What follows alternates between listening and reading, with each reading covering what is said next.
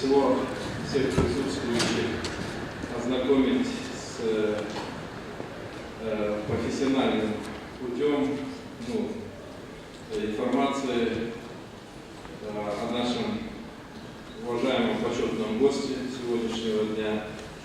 У нас в гостях для встречи со студентами присутствует экс-президент Кыргызской Республики Роза Исаковна Отунбаева.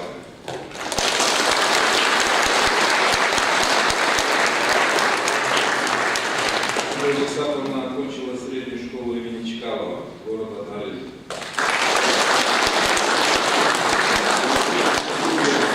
Московского государственного университета имени Ломоносова, является кандидатом философских наук.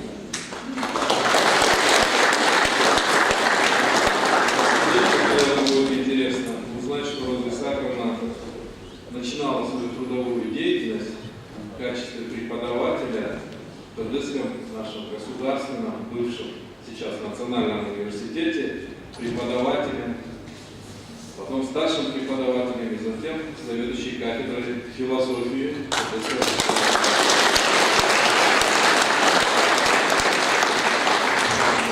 Роза Исаковна занимала высокие посты в Кыргызстане в период бытности Советского Союза. Она являлась заместителем председателя Совета министров Киргизской ССР, министром иностранных дел Киргизской ССР, кандидатом в члены бюро ЦК Компартии Кыргызстана. В Советском Союзе Роза Исаковна, как я говорил, также занимала высокие международные посты. Была назначена ответственным секретарем комиссии СССР по делам ЮНЕСКО. Работала в качестве вице-президента исполкома Совета ЮНЕСКО.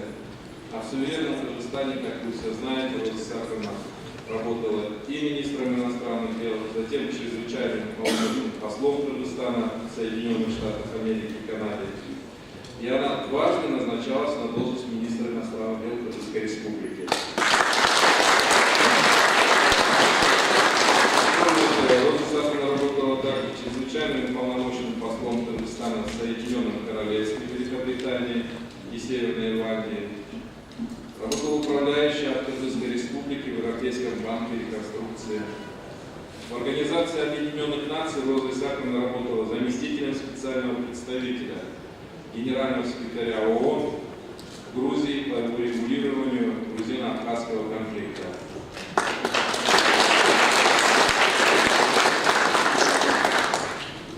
Роза Исаковна вела большую общественную работу, избиралась депутатом животного Кенеша Кыргызской Республики. И всем хорошо известно, что с 10 по 11 год Роза Исаковна была избрана президентом Кыргызской Республики, является первой женщиной главой государства в Кыргызстане, в тюркском мире СНГ, евразиатском пространстве с таким высоким заслуженным доверием президента Кыргызской Республики.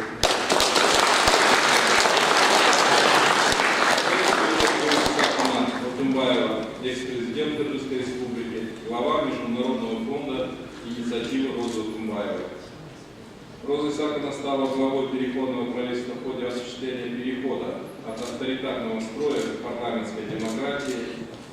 Она занимала этот пост до декабря 2011 года.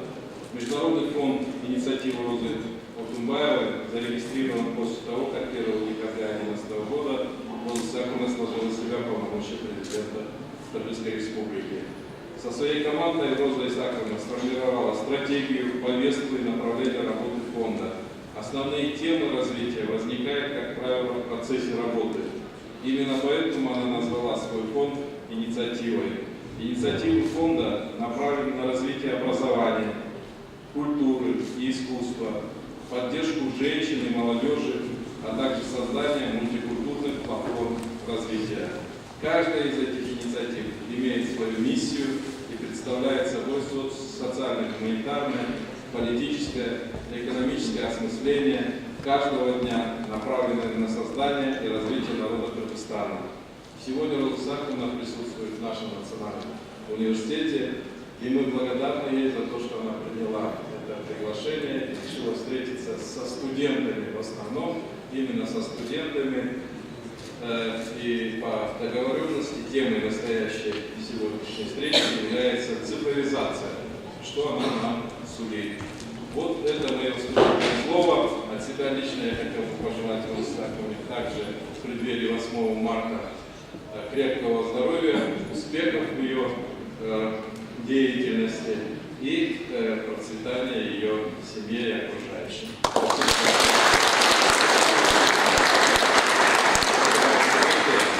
Позвольте мне представить слово для выступления, для общения с нашими студентами, экс-президенту Кыргызской Республики Розе Исааковне Отунбаевой.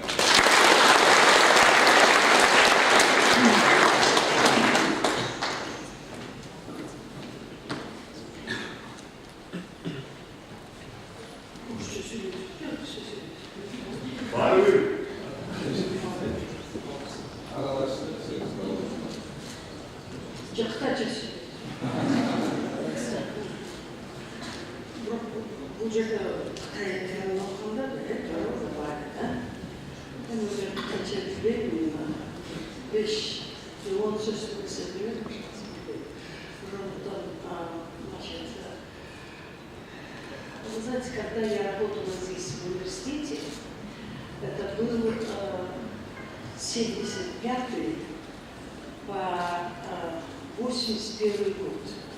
Вы, наверное, туда не родились, да? Вот боюсь, что вас еще на свете не было.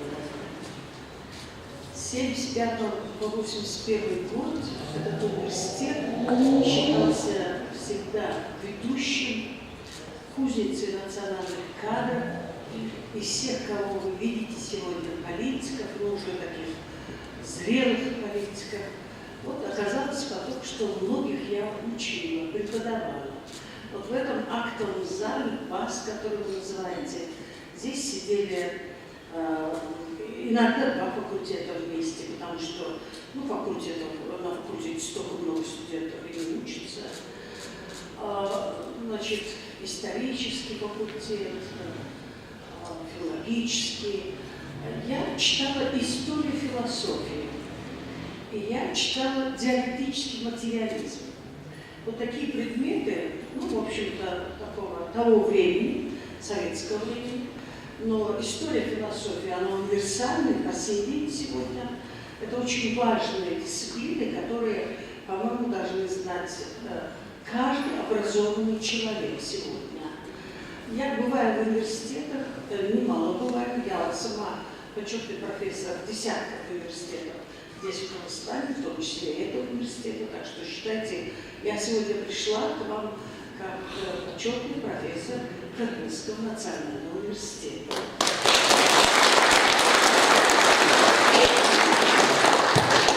Обязанностью нашей является читать лекции, общаться со студентами. Это очень важно, крайне важно, как вы понимаете. Каждый руководитель сегодня говорит о том, что самое ценное в моей стране – это человеческий капитал. Но на самом деле все занимаются, конечно, в первую очередь экономикой. Ну здорово, экономика – это основа нашей жизни, но до людей не доходит. Вот, казалось бы, сегодня акимы тоже, ну, в общем, они не отвечают за планы, за то, чтобы вот окот скота случился вовремя, за то, чтобы собрать какой-то урожай и так далее. Но, тем не менее, до людей не доходят, с людьми не общаются, в студенческие аудитории не ходят. Ну, наверное, губернатор все-таки у нас университет в областных центрах. А акимы могли бы в школу пойти, книги читать. Это, знаете, какой-нибудь президент Соединенных Штатов считает важным почитать книги для детей, потому что надо привить любовь к книгам. Книги – это самое главное, это важно. Мы никак не можем вот от гаджетов оторвать детей, и чтобы они вернулись к книгам. Так вот, это все наши обязанности. Поэтому для меня честь сегодня прийти к приглашению Института Конфуция и рассказать о чем-то, что, мне кажется, малоизвестно, к сожалению, в нашей стране. Вот президент Джеймбеков объявил этот год регионов и год цифровизации. Год регионов, как-то еще идет о чем-то разговор. Вот, недавно собирались здесь все акимы, все губернаторы. Знаете, такой вот черный зал, потому что все в черных пиджаках. Мужчины. У нас в Кыргызстане 7 областей, у нас 40 районов, у нас 14 городов, все занимают только мужчины. Вот они все и собрались. Все собрались вместе для того, чтобы обсудить, что делать в стране. У нас в Кыргызстане все-таки, как в любой другой стране, 50 на 50, столько мужчин, столько женщин. У нас что, женщины все по углам сидят, они что, безграмотные? Женщин вообще не выдвигают. Вот у нас завтра, 6 марта, накануне 8 марта, будет большой форум, посвященный тому, чтобы 30% депутатства в аильных кенешах отдали в порядке квоты женщинам. И это страшно важно. Слушайте, если женщины не будут на уровне села, на уровне районов продвинуты, скоро, знаете, вот мы все с вами оденем платки, потом нам скажут, надо сидеть только в том углу, вообще не вылазить оттуда, желательно, вообще не ходить никуда, желательно, и так далее, и так далее. Этот прогресс будет как снежный ком накатываться. Мы не для этого жили, работали, учились, и не для этого здесь выпускали следующее поколение, чтобы Кыргызстан, который во многих рейтингах, и сегодня мы не конкурентоспособная страна, к сожалению. Если берутся, есть несколько критериев. Есть Организация экономического сотрудничества и развития. Я думаю, что вы все знаете. Я вообще вот хочу вас понять. Вы же все работаете на компьютере, правильно, да? Все в интернет ходите, в университет центральный, подключен к интернету. И вы знаете, что у нас есть порядка 200 стран, членов Организации Объединенных Наций, а вот в этот ОСР, или по-английски OECD, он берет порядка 150 стран. И разные экономические вот такие вот выкладки делают. Наряду с ним сейчас стал делать выкладки и очень важный институт, как Давосский форум, Давосский экономический форум. И вот, судя по тому, последние какие-то за 17-й год, мы что-нибудь порядка 130-й страны, 120-й страны по всем показателям. Как делать бизнес, насколько конкурентоспособна страна. В общем, что бы вы ни взяли, слушайте, это о чем говорит? Это говорит о том, что мы, в общем-то, в ауте сидим. И вот на вас, конечно, надежда, на то, что вы будете образованы, вы будете зрячие, что называется, вы будете видеть далеко вперед. И этому ничего не мешает. Раньше мы не могли купить многих книг, которые вы сегодня спокойно покупаете в раритете или в других местах. Мы раньше не имели доступа к интернету, где есть масса информации, с которой вы сегодня можете знакомиться. Я вот думаю, господин ректор, эти все студенты, наверное, прежде чем шли сегодня на встречу, вы так долго мою биографию читали. Конечно, я не молодой человек, долго прожила на свете, что называется, много работала. Но вы посмотрели Википедию, правда ведь? Вы все открываете Википедию и смотрите, вот сегодня Латубаева придет. Кто она такая? Хотите на английском, хотите на русском языке, хотите на кыргызском языке. Вы должны обязательно. Вот такой университет, как Кыргызский национальный университет, он должен в неделю 5, 6, 7 каких-то людей приглашать. В разные аудитории, не обязательно. Мне, как, наверное, экс-президенту, вот это самая главная аудитория каждый раз достается. Есть у вас и малый зал, есть еще другие залы, в которые вы приглашаете. У нас 120 депутатов в Кыргызстане. Приглашайте их. Вы должны учиться сегодня разговаривать с этими людьми. Вы должны задавать им вопросы. Вы должны послушать, какие же люди нами управляют, какой их уровень развития, что они вообще понимают и знают об этом мире, в котором вы теперь как рыбки в воде в плане интернета, ну наверняка 100 раз лучше любого нашего депутата. Вы должны обязательно приглашать наших министров. Вы пригласите сюда министра образования, послушайте ее. Какие она делает реформы в образовании? Вы знаете, никаких нет реформ в образовании в Кыргызстане. Мы вот просто сидим в тупике, в полном тупике. И я считаю, что вы обязаны, студенты, вот так же, как мне написал директор Института Конфуция письмо, говорит, пожалуйста, придите, расскажите нам что-то. Значит, вы сами проявляете инициативу. Вы сегодня должны вот таким образом действовать. Какая-то группа ребят, какой-то класс, какой-то курс приглашайте. Берите самый верх, по самой верхушке идите. И обязательно зовите их. Разговаривайте, задавайте вопросы. Пусть они не придут. Напишите в газету. Слушайте, это что за вот такие общественные деятели? Со студентами, с общественностью они не общаются. Они боятся. Они боятся показать свой уровень знаний и так далее. Это будет понятно, как день ясный. Поэтому я считаю, что вот для вас очень важно, чтобы вы вот таким образом активно развивались. Поскольку в Институте Конфуция у меня хотели спросить и про китайско-кыргызские отношения, я думаю, что у вас будет время, вы задайте мне. Я все-таки к своей теме, к цифровизации хочу всех вас повернуть ваше внимание. Слушайте, мы с вами живем в рамках программы стратегии устойчивого развития.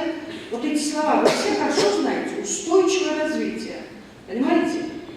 У нас с 2015 года, даже с 2000 года, мы идем по стратегии устойчивого развития. Знаете, какая картина случилась? Ну, опять же, 200 стран, 179, что ли, стран, значит, да? 197 стран Организации Объединенных Наций. Мы тоже Кыргызстан, имеем там голос.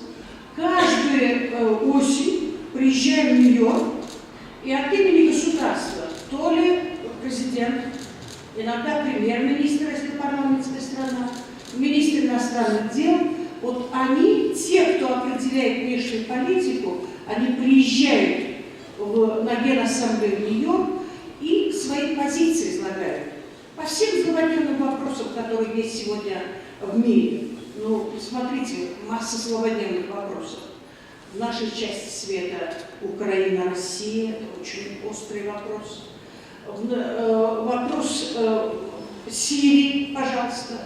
Мы, Кыргызстан, тоже должны излагать свои позиции. Вопросы разоружения, вопрос торговли, торговой войны между крупными державами.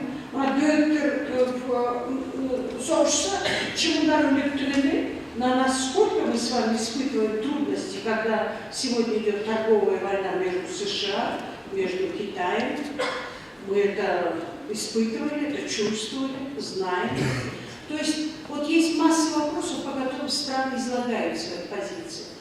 И я хочу вам сказать, что 2030 программа – это программа устойчивого развития, которую в свое время, значит, ее приняли уже в 2015 году, ее принял Пан Ги Мун, генеральный секретарь, и она до 2030 года. Мы стали жить как-то 15 годами. В 2000 году Кофи Аннан успел, значит, поставить эту программу первый раз. Вы представляете, вот 200 стран собрать воедино. И 200 стран, вот мы должны идти более-менее в какую-то колонию. Если бы ООН нас не призвал сделать такую программу, ну, Кыргызстан, наверное, в Аврале оказались бы и сидели бы там, раз мы вот там по конкурентоспособности 120 и ниже. Мы сегодня точно так же приняли такую стратегию 2030, у которой есть 17 целей и задач. Вы все знаете эти 17 целей и задач? Я надеюсь, что вы знаете. Я надеюсь, особенно те, кто учится на факультетах международных отношений, да и Конфуций институт. Вы должны знать 17 целей и задач. 4-я из них, например, по вопросу образования. Ну, придите назад, откройте компьютер и посмотрите. Вы наизусть должны знать эти все цели и задачи. И вот в части образования, в части вообще вот в целом наших движений вперед в рамках 2030, мы с вами перешли в эпоху цифровизации. Мы хотим или не хотим, слушайте, нас жизнь вовлекает, резко вот, забирает вот в эти свои, значит, тенета. Так вот, цифровизация. Вы, в общем, я не хочу, это не такая лекция обычная, что я бы сейчас стала спрашивать, как ты понимаешь цифровизацию, как ты понимаешь и так далее. Ну, наверное, 10 разных ответов пришло у меня сейчас при поднятых руках. Цифровизация, которую провозгласили тоже наш президент, и программа у нас есть по цифровизации. У нас есть главный цифровизатор, это первый вице-премьер Кыргызстана. У нас есть советник президента по цифровизации, такой молодой компетентный человек по имени Домоев. То есть у нас все есть, но у нас нет, к сожалению, движения. Вот если вы сегодня спросите, про цифровизацию должны знать все 7 губернаторов, все ректора университетов должны знать, но все основные ученые должны быть задействованы. Мы на вас надеемся, на университеты. Вы должны поехать по всей республике, рассказывать об этом. Понимаете, что это за цифровизация, что она дает? Цифровизация в Кыргызстане сейчас началась с безопасности движения по дорогам. Ну, вы знаете, что теперь основные трассы, они за ними следят, и вроде как наши водители стали ездить по правилам. Это значит, что вся эта информация поступает туда, куда надо.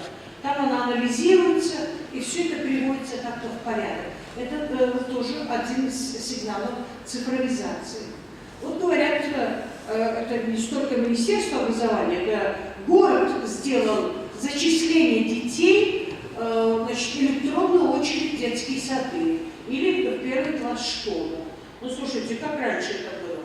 И можно было вообще не записаться в школу. И сколько детей у нас не записано, вот таких вот, те дети мигрантов. Мы их потеряли, этих детей, с нашего взора, что называется. Это все у нас уже сегодня, значит, эти дети, так или иначе, в общем-то, вы можете записаться в школу, и это облегчает жизнь. Мой фонд, например, сейчас работает в 10 конушах наших, значит, новостройках, работает над вопросом онлайн-платежи. Онлайн-платежи. Эльсон, у кого есть Эльсон? Поднимите руки, я хочу посмотреть. Эльсон. Ну, есть, ну, не так густо, как хотелось бы. Слушайте, можете себе представить, что онлайн-платежи в Кыргызстане только 5% населения используют. 5%. В России 90%.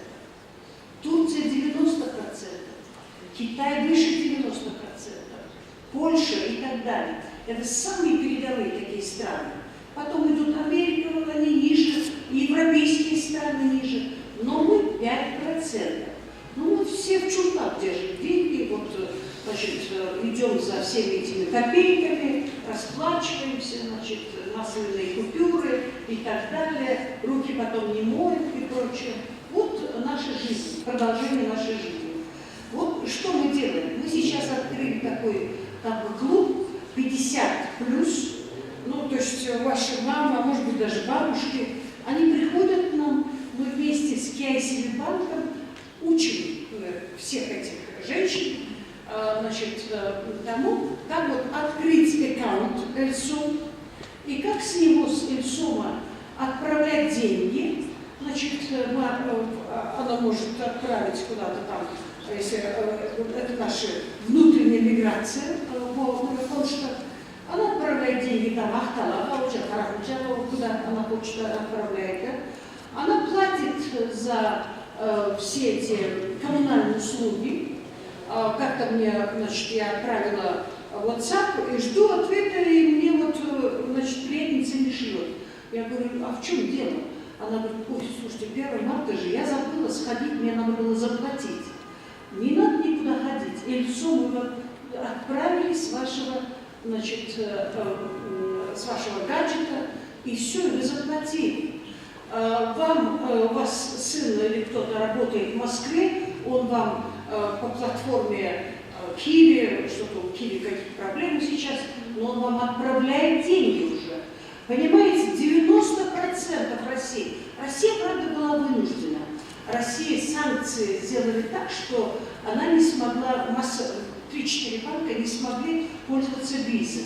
Ну, нет худа без добра, и Россия, значит, пересела, создала такую систему МИР, и вот так вот прыгнула в число десятки самых передовых стран по онлайн-платежам. А что такое онлайн-платеж? Онлайн-платеж – это значит деньги, это кровеносная система экономики. Вот деньги движутся, значит, экономика движется. Почему вот на Западе вот эти сейлы, они поощряют, они выталкивают людей в магазины? Это у них самое вот прибыльное время для всей легкой индустрии, любой индустрии. То есть должны двигаться деньги. Они всех разматывают, вытаскивают деньги из карманов людей. Он должен в кредит, во что угодно, но взять эти товары.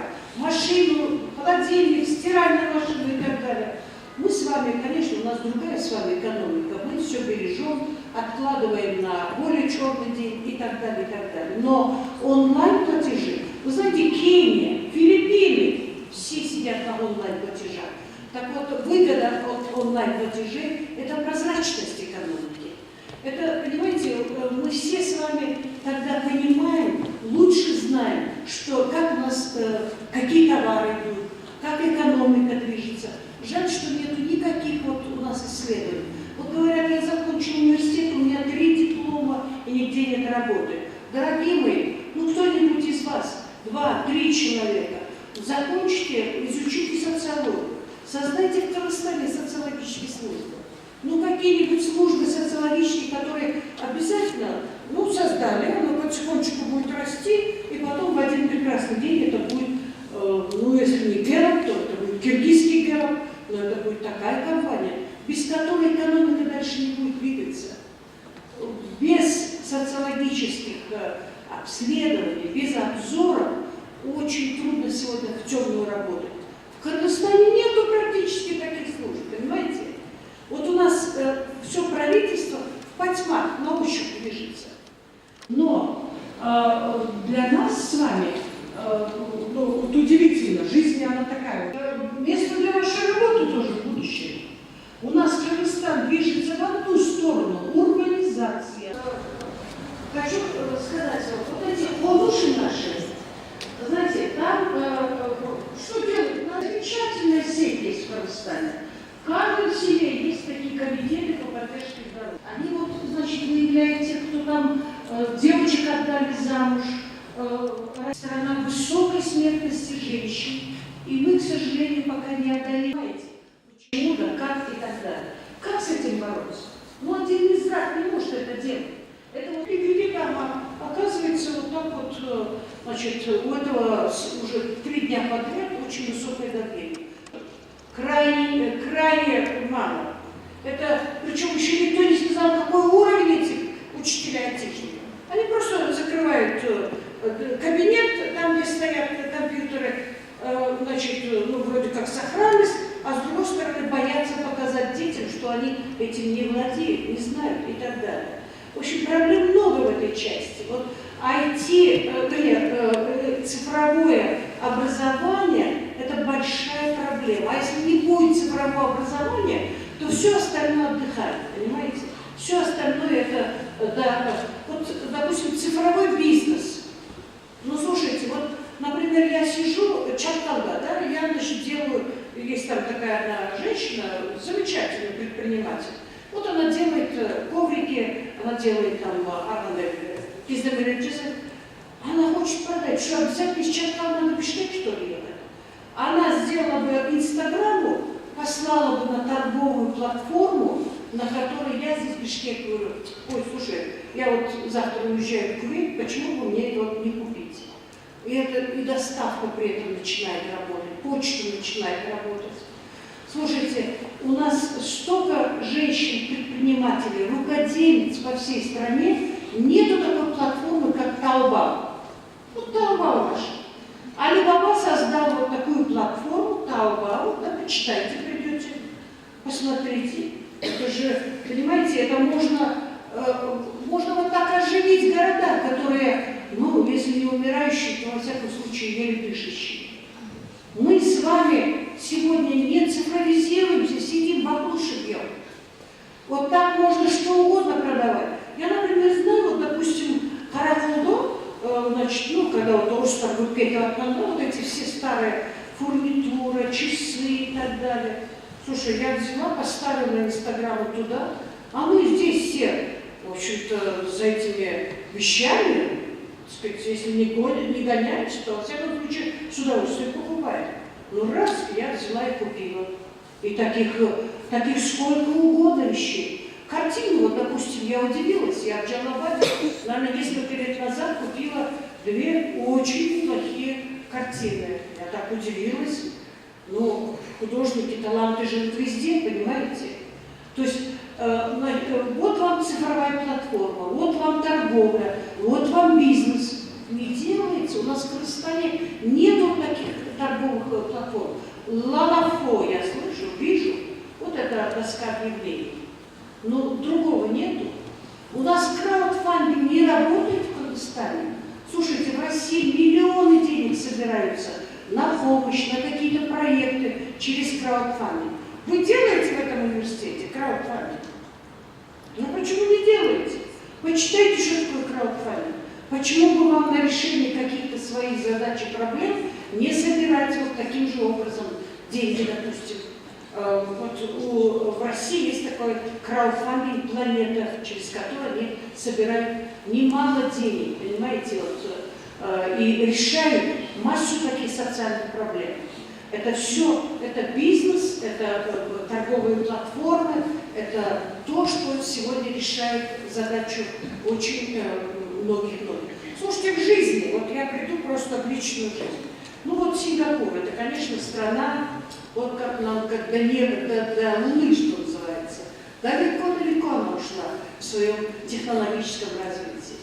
Ну вот представьте себе Россатома плюс 20 лет к моему возрасту. Ну, я такая старенькая. Я сижу дома, в квартире, ну, вдруг какие-то проблемы с передвижением, креслом, которое меня к любой точке в квартире подведет. Значит, хочу кофе. Да, уже, наверное, к этому времени точно не мы, может быть, даже, мы уже купим робота. Роботы в Китае запросто, правда, девочки? Уже роботы есть, фармацевты в Китае, вернее, официанты. А робот-фармацевт это теперь тоже, значит, уже это недалекое будущее. Это ну, там все программам, все, как вы понимаете, это все фасуется и так далее, это все делается, понимаете? А вот мне надо выпить эти лекарства, мне надо горячее кофе, я хочу утром в 11 и в 5 вечера. Ну вот мои дети пришли, робот закодировали, и роботом ставит в 11 кофе на стол, где обычно вот заказано это все. Точно так же 5 часов, я даже, может, не хочу, одна кружка, на следующий день другая кружка там будет. Робот потому что, понимаете, но все-таки он делает свою работу. У меня есть зеленые растения, робот у него запрограммирован, чтобы он поливал. Он поливает. Слушайте, это не сказка, это сегодня уже делается в Сингапуре.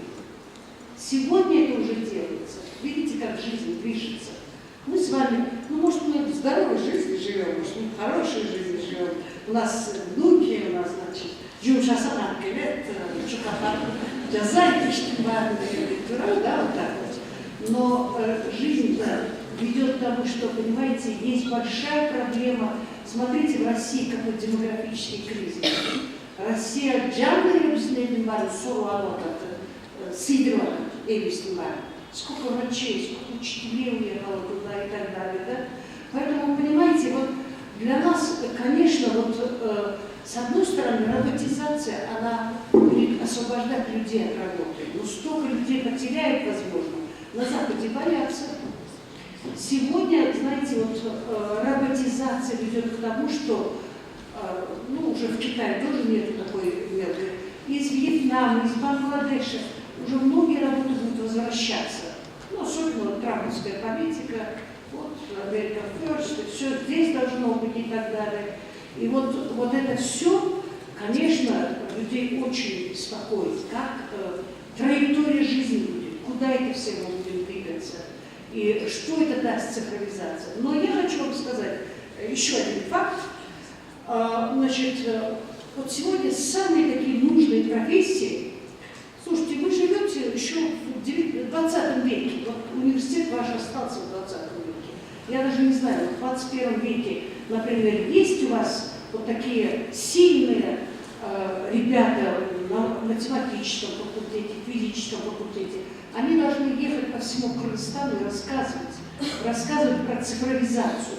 Что это дает? Цифровизация дает до 10% ВВП.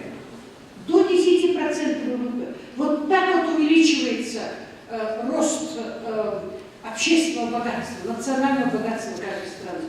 Сегодня, например, порядка 4% это в Беларуси.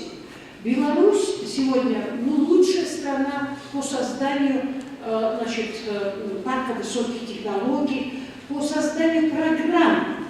Эти программы, их инженеры разрабатывают, их разработчики делают только на Запад, только в развитые страны. В Беларуси громадную инвестицию сделал Китай, и там огромный технопарк, который сегодня выдает продукцию на $1 миллиард. Ну, вы найдите, вот где у нас есть завод, вот где у нас есть что на $1 миллиард. Понимаете? Вот нам присылают на 2,5 миллиарда наши мигранты. Вы посмотрите, в каких они условиях работают. Я не знаю, я сходила пару дней назад, посмотрела фильм «Майка». Конечно, это просто такой депрессивный фильм. Такой фильм, в котором, ну, он такой, знаете, на мой взгляд, это фестивальный фильм.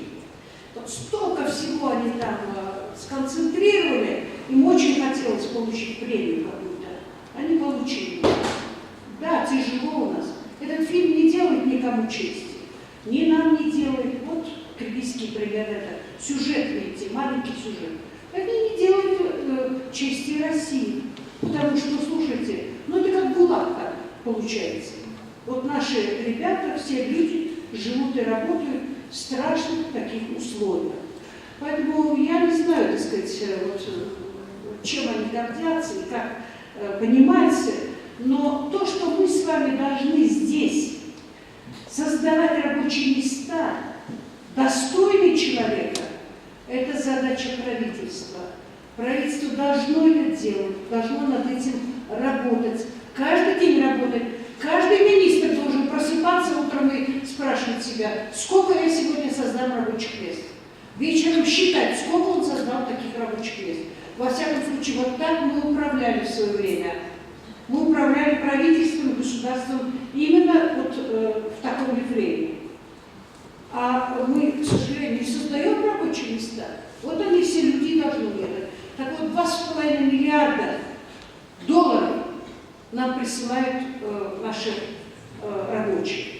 Вот этот белорусский парк высоких технологий создает на $1 миллиард. У них 30 тысяч инженеров-программистов. Они все получают зарплату более $2000 в месяц. Да, в общем, сегодня это один из лучших парков, лучшее место для работы инженеров-программистов. Боюсь, что там очень много людей из Кыргызстана тоже уже поехали работать. Причем неважно где ты, понимаете, там внутри Беларуси, неважно. У нас тоже есть в Кыргызстане парк высоких технологий. Создали его, наверное, 5 лет назад создали его. Они выпускают на $10 миллионов. Это в прошлом году они вышли. Ну, очень гордятся этим. Ну, надо похлопать им тоже. Все-таки от нуля выйти на $10 миллионов. И тоже программы эти делают для всех. В основном на Запад делают эти программы. Ну, голову везде они раскиданы. Хорошие головы есть, таланты есть. Так вот, хочу вам сказать, ну, и, кстати, я просто приведу вам пример. В Молдове такой парк высоких технологий на $500 000 выпускают. Вот у нас 10 миллионов, в Молдове $500 000, в Латвии тоже $500 000. Ну, слушайте, вот мы что, нас должно распирать от гордости? Да мы столько еще должны в этот парк инвестировать. Мы столько туда людей должны привести, для того, чтобы, ну, хоть отчасочек, ну, просто еще, для парка вот так вот, на $10 миллионов. И вот вы хоть знаете об этом, что у нас есть в Казахстане парк высоких технологий. И там собраны неплохие ребята. Вот где-то месяца 2 назад, ну, может, 1,5 назад, в Алуце была конференция про искусственный интеллект, и они там, значит, показывали, вот Zeta, кажется, что это называется, эта организация, у него и в Лос-Анджелесе, и в Гонконге, и в Москве, еще где-то есть уже офисы. Парень создал, вот он здесь базируется, он создал уже десятки рабочих мест, и у него вот эти офисы в разных местах. То есть вот что такое сегодня цифровизация. Итак, уважаемые студенты, цифровизация, мы не можем вот закрыться здесь и сказать, вы оставьте нас в покое, мы только с туризмом проживем, а какой-то баланс, мы не можем прожить. Сегодня, если мы сельским хозяйством занимаемся, это тоже должно перейти на цифровую платформу. Ну, мы в городе какие-то проблески этого слышали, что вот мы хотим кушать экологически чистую продукцию. У нас есть какие-то, вот в Антике есть такое хозяйство, вы ему заказываете, он вам тут же ящик присылает свежих помидоров, которые вы можете чекинг сделать, что это точно экологически чистые, без всяких, так сказать, пестицидов и так далее. А если бы такая платформа действовала, понимаете, у нас тоже вот в Бишкеке худо или бедно люди обложили вот такими, значит, производством продукции, которая, ну, страшно важна нам, значит, в Сохлуке клубнику выращивают, еще где-то что-то, картошка кругом, конечно, все. Должна быть платформа цифровая. Кто ее будет создавать? Вы должны создавать. Уже сегодня, сидя на студенческой скамье. Для этого вот эта цифровизация включает еще стартап. Я вот, значит, Ханаджевич, в прошлый раз, по-моему, рассказывала, вы слышали. Слушайте, вот у них в Китае я видела в, значит, Сычуанской художественной академии, у нас тоже все это есть. У нас университеты есть, вот, здания есть у нас и так далее. Понимаете, вот, значит, есть где-то художественная школа, художественная академия Райкова Домсада, да? Это же люди, которые уже сегодня могут выпускать продукцию, товары, которые будут покупаться. Картины это будут, статуэтки это будут, или это там какой-то, значит, ну, любая продукция, которую создают художники. Это художественное училище может это делать, понимаете? Вот они создают это все. И что делает вот эта Сычуанская художественная академия?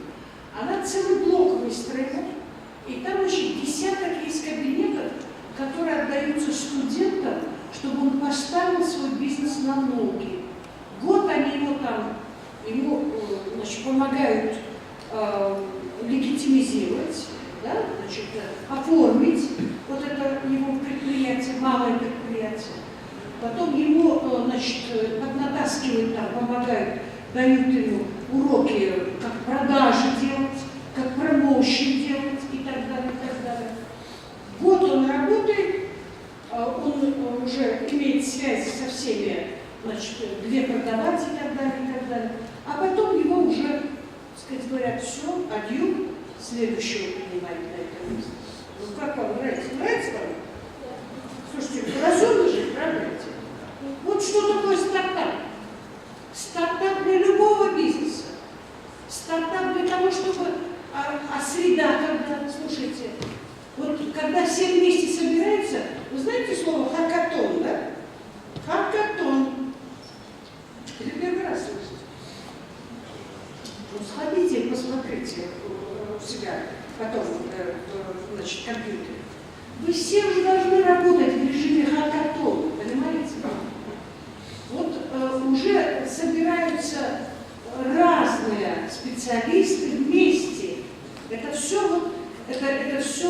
четвертая промышленная революция, в рамках которой мы с вами живем.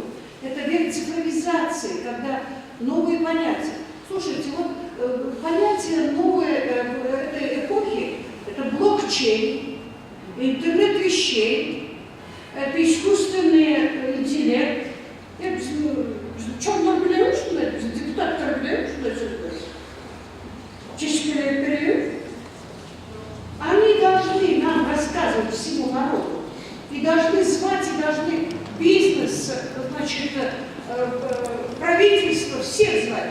Вот, допустим, электронное правительство. Мы же, вроде Кыргызстан, уже лет 10 над этим работает. Ну и что вот электронное правительство? Вы походите по сайтам наших министерств, и вы ничего толком там не найдете. Посмотрите в Алмате. Я в прошлый раз привела пример, уже в мэрии Чичала, так что Караганджуса, вот слушайте, что там Караганский? Значит, открываешь их сайт, город Бишкек, и ничего там нет. Слушайте, не до этого вы должны найти все, что вам нужно, понимаете? Все, что вашей душе потребуется. Вот Министерство сельского хозяйства, она будет, ну, наш министр, у него какие-то там дальтонизм, так скажем, он, значит, в прошлом году сказал картошку всем сеять, в этом году, по-моему, или опять картошку говорит, или еще что-то, а я ему слушаю, чем догадываюсь, тура, да, вот так вот. Но дело в том, что, понимаете, у нас, значит, вот этот сайт должен Министерство сельского хозяйства давать, где продают какие пестициды, где какие саженцы, как эти саженцы сажать, где находятся те или иные ветеринары, где, значит, я могу получить консультации, там, не знаю, ландшафтного, так сказать, такого специалиста, ну что угодно, понимаете, где семена, у нас как раз время семян.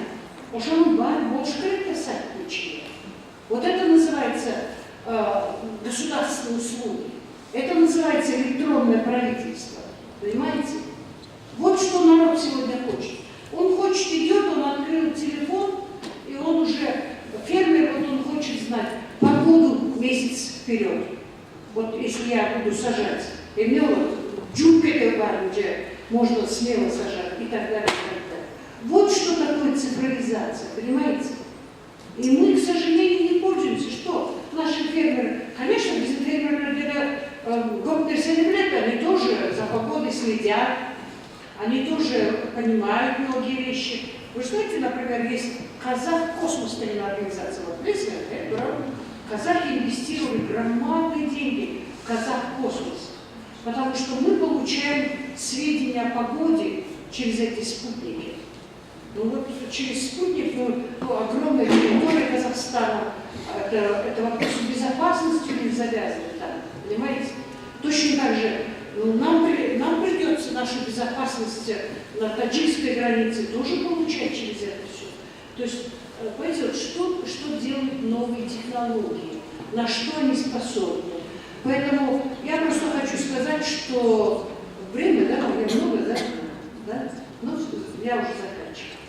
Значит, я хочу сказать вам, что очень много полезного, важного идет через цифровизацию. Хорошо, что я вам сегодня просто не молола какую-то политику, и просто вам, так сказать, что-то пришла и сказала. Я надеюсь, что вы сегодня узнали про цифровизацию. Я надеюсь, что вы сегодня как-то уйдете отсюда и почитаете много вот таких вот источников. Слушайте, вот после хакатона я вам забыла сказать про систему коуоркинга. Коуоркинг. Создавать надо коуоркинг-систему. Вот Министерство финансов, знаете, да, Бацижинки, где находится? За ним посмотрите, вот есть коуоркинг-центр ОЛО. У нас вот эта организация ОЛО. Она создает коуоркинг. Там все. Вот люди приходят, они снимают там, значит, помещение. Значит, музыканты могут, значит, люди из области вычислительных там техники, какие-то творческие работники так далее. Это все, так сказать, уже ваши создали такой центр коворки. Вот такая среда, у них среда очень. Ну как вот вы в офис приходите, пришел, открыл дверь, закрылся, вечером вышел из этого, все ушел. А здесь вот такая среда, живая среда, коворкинг, сотрудничество, совместная работа, все это.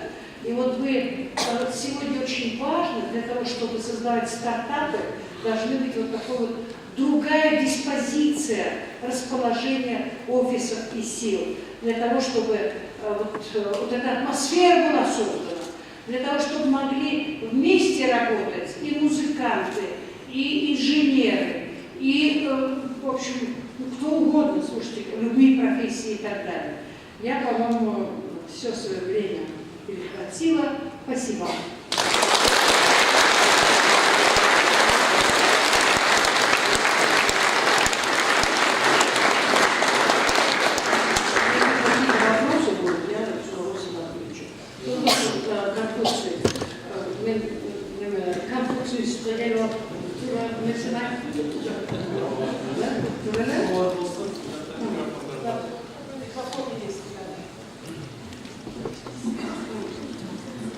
Здравствуйте.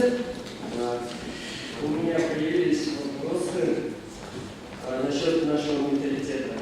То есть я хотел бы узнать, ваше мнение. Наш менталитет мешает развитию нашей страны. Верно ли это? Можете вы комментировать про это? Дать информацию, пожалуйста. Ну, знаете, менталитет это такая подвижная довольно вещь, не статичная. И мы все работаем над менталитетом. Знаете, это зависит от среды вашего рождения, это от воспитания зависит, от сообщества, в котором вы живете и так далее. Но я бы сказала, есть определенный у нас менталитет. Мы так немного пассивны, мы так созерцатели, мне кажется. Могли бы быть и живее, могли бы быть более активными, более любопытными, да? Это менталитет, видимо, да? То есть такое curiosity возникает, что любопытство. Почему оно не возникает? Вот сидят, вот тратятся весь время, все. И что, так сказать, его не интересует. Это менталитет, понимаете? Поэтому я считаю, что мы должны на вас воздействовать, учитель, родители, среда. В Москву езжайте, вы там на ни одну минуту не будете стоять на месте. Кто-то вас будет толкать, кто-то вас будет шпынять, а может и бить. Поэтому вам надо крутиться, вертеться в голове. Поэтому, слушайте, это среда воспитывает. Вы можете родиться в очень такой пассивной среде, а потом вы сами, кстати говоря, при вашем участии менталитет изменится. Можно еще второй вопрос к этой же теме? Давайте по одному вопросу. Это важно, пожалуйста. Вот. Как вы знаете, развитие это и есть перемены. Полное кардинальное изменение от старого к новому и к лучшему, верно?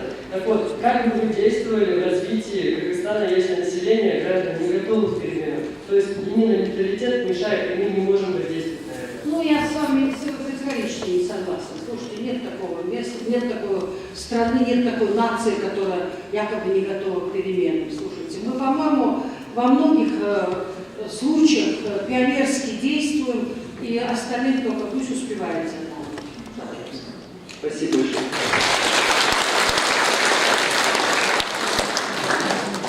Здравствуйте, Роза Исаков. Я хотел сказать, что все мы наверняка знаем и осознаем, и вы тоже вот сейчас не раз напомнили нам, что стабилизация как явление хорошо развита в странах с высокой политической культурой, с демократизированным сообществом. И вот мой вопрос, готов ли Кыргызстан к этому явлению, к цифровизации? Цифровизация? Да. Ну, я так не могу сказать однозначно. Насчет высокой политической культуры тоже не согласна. Слушайте, здесь это не зависит от политической культуры. Но готов или нет, есть плюсы, есть минусы. У нас много минусов. У нас просто с образованием плохо, понимаете? Вот вы все тоже, слушайте, вы все китайский хотите учить, ради Бога. Но вы все, давайте вот, идите в инженерные, идите в математические. Ну все, уже закончилась эра, когда все вот АБК, так сказать, она филология, она Сегодня надо быка за рога брать. Сегодня надо надо энергетике учиться, горнодобывающей промышленности, сельскому хозяйству. Когда вы выучитесь на этих профессиях, вы в любом месте будете работать. В любом, так сказать, в любом международном банке и организации будете работать. А так вот, любой у вас будет жизнь, понимаете? Поэтому думайте, у вас еще мастерские впереди. У вас еще есть возможность получить образование. Поэтому вот с образованием очень слабо. Это наш недостаток, крупный недостаток. И вас никто не побуждает. Вот здесь вот надо, Канат Джалилович, надо, чтобы ваши мехматовцы, физматовцы вот каждую неделю здесь давали лекции. Приглашите сюда Дуоева, все мы расскажем. Вообще Кыргызстан готов к цифровизации или не готов? Понимаете? Что вообще Кыргызстан начнет? Это самая главная магистраль. Я вас сегодня взяла и подвела к нерву, самому главному нерву. Вот мы сумеем сесть на этого конька, цифровизацию, но мы выйдем вперед. Нет, мы ничего в этом не понимаем. Ну, слушайте, мы останемся у разбитого корыта. И так, я же говорю вам, мы ниже сотых стран сидим вот так. Значит, к недостаткам относятся, вот у нас, например, интернет с перебоями работает, слушайте, с перебоями. Широкополосная связь Теленчук. Значит, вот как раз его спросить, или вот этот Шашимбин, что ли, или Душимбин, как его фамилия, министр, госкомитет по вычислительной, как он называется, тоже вот такой госкомитет есть. Уж он начальник все равно. Почему интернет с перебоями работает? Слушайте, почему вы не делаете эту работу? Вы знаете, Таджикистан лучше нас, Узбекистан лучше нас. Почему вы вот так вот? Без Джамбера шотался, ракет джазаватался.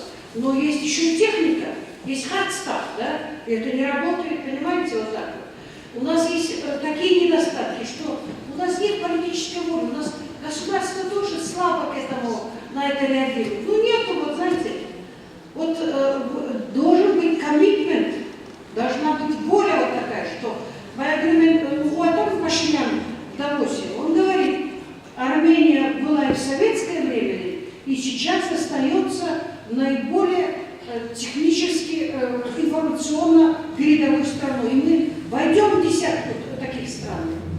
Слушайте, какие меры сейчас Узбекистан принимает по этому поводу.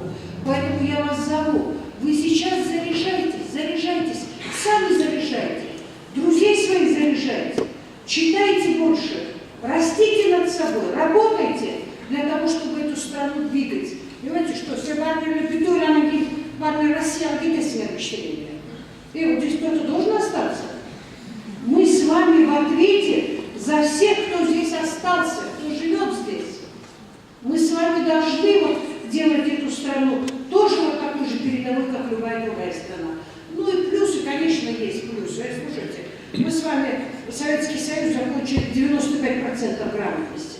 Ну, Джарвистан и Пакистан. В Пакистане 40% грамотности. Представляете? Ну, тут мама печать ставит на пальце. То вот пакистанцы, афганистанцы, ТПТ в этом смысле. Но у нас есть, наверное, так сказать, грамотность. Но грамотность старая, как я вам рассказывала. Мы должны сегодня новой грамотностью, компьютерной.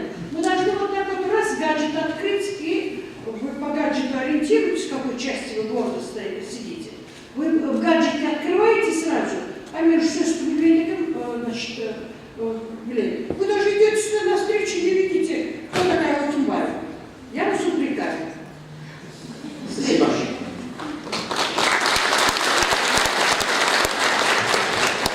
Здравствуйте, Михаил Сахов. Меня зовут Ахлай, факультет международных отношений. Спасибо вам за познавательную лекцию. У меня к вам такой вопрос. Вот вы сказали, что у нас идеи уже готовы, но вот, к сожалению, реформы не происходят. В чем заключается главная, основная причина, по вашему мнению? Компетентные люди должны работать, понимаете? Отрасль должны разговаривать компетентные люди. Вот, по-моему, краткий ответ. Дальше думайте.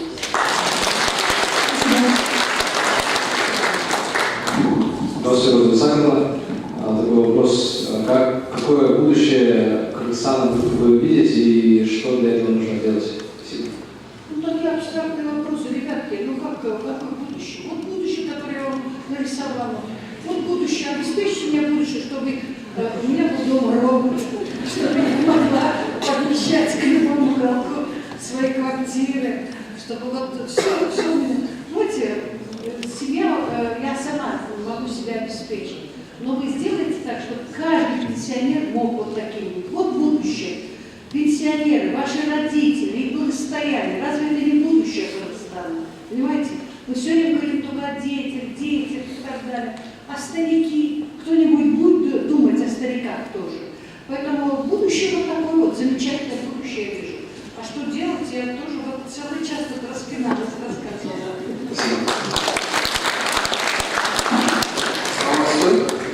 Sizin deneyiminiz boyunca Tolor'da bağ kökte başlayan.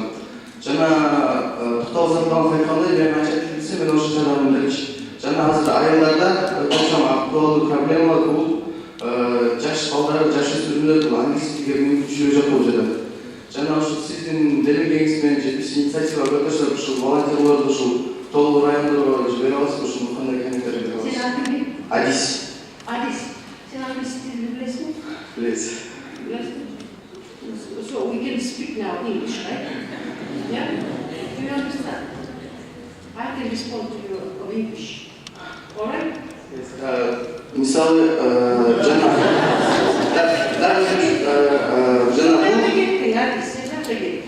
Вот мен тақырдым. Аны Рустамның толығы английский үйренеді. Арис, сен бірінші очередте сен английский біліп тұрып, о жаққа барып жүреді.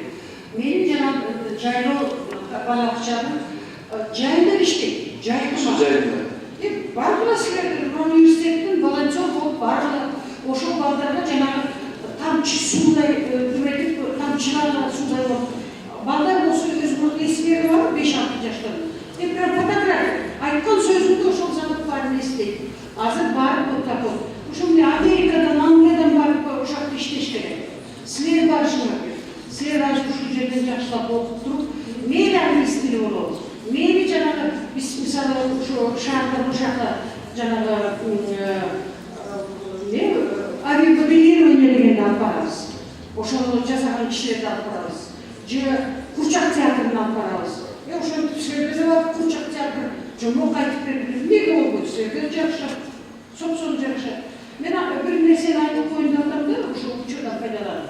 Урматтуу студенттер, мына менин фондум азыр биздин жана IT корпоратив атындагы музейде чоң көргөзмө жасап атабыз. Великий шелковый путь. Слушайте, мы с вами сидим на великом шелковом пути. Элчиликтер бар, биз чакырдык, алар менен кызматташабыз. Ошол, значит, балдар келип ошол жерде 15 элчиликти чакырдым. Алар келип болсо ошол жерден көп нерсени үйрөнүп кетиш керек. Мисалы, Пакистан деген, мейли Кытайды кичине билип калдык, кача громадная страна с громадными такими географиями. Пакистан дегенде вообще билбейсиздер, чынын керек. Карачи, анан кийин Исламабад, дагы эмне билесиңер, менен Ашхабад, да? Вот, и все, так сказать, правда? И слушайте, балдар келип ошол жерде Пакистан жөнүндө. Алардын костюмдары кандай кийилет экен, алардын оюндары, алардын ырларын ошентип көп нерсени билип кетиш керек. Бир ай болот, бир айдын ичинде ар бир өлкө өзүнүн ден Япония. Эми япондор көрүштү алышат го, паровоздорду алып келет, анан костюмдарын кийгизет, анан чайный церемониясын көрсөтөт и так далее. Ошентип көрсөтүшөт. Вот я всех вас уже сейчас приглашаю к волонтерству, к тому, что вас заинтересует. Мы составляем, мы работаем только над выставкой. Уважаемые студенты, это ваш опыт будет работы. Это создание инновативное. У нас нету выставок для детей, понимаете? Это мы делаем выставку для детей и для родителей. У нас все для взрослых, и то, вы знаете, какое качество выставок. А мы делаем так, чтобы родители привели детей и с детьми прошли по всем этим странам и показали, что это за страны. И многие вещи там научились. Игры, например, детские. Слушайте, вот мы лянга деген, Кытайда билет, лянга деген, правда? Мы от допустим, да, там. А вот ciddi старые предприятия, Бирюльне, это и Япония, оказывается, вот так же, понимаете? И Чукода вернулись про Монголду тоже как-то ломать. То есть вот мы с вами много там чего, так сказать, изучим и обучим. А весь доклад давайте.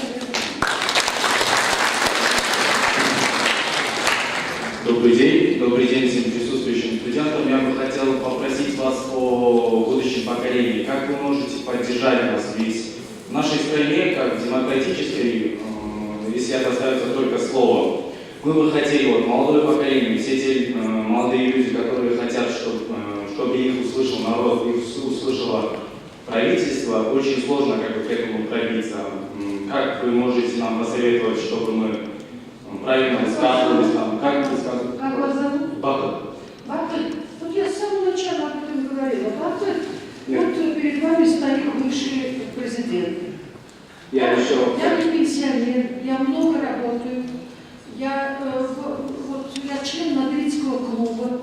Посмотри, приди, что такое Мадридский клуб. Это клуб бывших президентов, премьеров, более 100 человек там. Из бывшего Советского Союза только я и Горбачев там. Всех не принимают, вообще не принимают туда. Только демократически избранных президентов туда принимают, да? Я член группы по медиации у генерального секретаря ООН Гутерриша, например, да, значит, нас 18 человек со всего мира. Мы, как-то делимся советами, мыслями с генеральным секретарем о том, как урегулировать те или иные конфликты и так далее. Я это все тебе рассказываю потому, что я тоже человек, который имеет выход на генерального секретаря ООН, на многих людей здесь. Я тоже, у меня много таких вещей. Слушай, как я, у нас есть сотни людей в Кыргызстане, приглашайте их сюда, разговаривайте, слушайте их. Вы чем больше их будете слушать, чем больше понимать их точку зрения, как они понимают вещи, тем ты будешь более зрелым. И ты выйдешь из университета уже, не просто студент, который там какого-то там агая слушает, который тебе требует. В мое время так было, сейчас, я надеюсь, нету такого. Прям вот, знаете, тогда эти агайки требовали, чтобы прям записали его, эту непонятную речь там, или что он там и так далее. А потом это конспект, видите, пришли и показали на экзамене. Сегодня требуется от вас вот такое свободное мышление, но аргументированное, обоснованное. Не абстрактная вещь. Вот вы мне сегодня вопросы задаете какие-то абстрактные. Ребята, в вашем возрасте в таком ведущем университете надо учиться задавать конкретные вопросы, по существу вопросы. Итак, один рецепт я тебе даю. Самый главный. Организуй такие вот лекции здесь. Разного формата встречи. И это не обязательно только министры и депутаты. Это будут просто компетентные люди по всем темам, которые вас интересуют. Вот вы все институт Конфуция, значит, китайско-кыргызские отношения. Ну что, со всеми нашими китаеведами, что ли, встречаетесь? Я вот, вы сегодня рассказывали, я, кстати, закончила школу Кирова в городе Ош. Я в Чкалово училась, половина. А потом я переехали в Ош, и я закончила школу Кирова. Так вот, понимаете, я дважды возглавляла министерство, может, трижды даже, Министерство иностранных дел, и у меня были очень сильные ребята китаеведы. Мурат Игналиев, он пришел ко мне вторым секретарем когда-то, после того, как он закончил институт Азии, Африки, МГУ. Есть такой Джусаев, замечательный специалист и так далее. То есть вы, слушайте, вы своих хотя бы экспертов, китаеведов послушайте, что они, какого уровня, что они себе представляют. Недавно вот я видела обзоры по Китаю, по Казахстану, по Узбекистану. Видимо, такой опрос был, спросить уровень китаеведческой, так сказать, дисциплины, да, как вот в наших странах. К сожалению, я должна сказать, у нас никогда мы толком не поставили это китаеведение в Кыргызстане. Если вы над этим работаете, поскольку вот вас всех пригласил Институт Конфуция, на стране, которая имеет 1000 километров границы с Китаем, нам нужно обязательно иметь сильное китаеведение. Мы можем быть экспертами для других стран, уважаемые студенты. Каждый из вас это эксперт, каждый из вас личность, каждый из вас незаменим в этом смысле. Вы можете страну обогащать через эту экспертизу и знания. Значит, я надеюсь, что вы тоже будете очень серьезно относиться как к своему предмету сегодня университетскому, так вы будете серьезно относиться и к родине, и ее задачам. Боюсь, что всем нужно обедать. Спасибо большое. До свидания. Спасибо вам.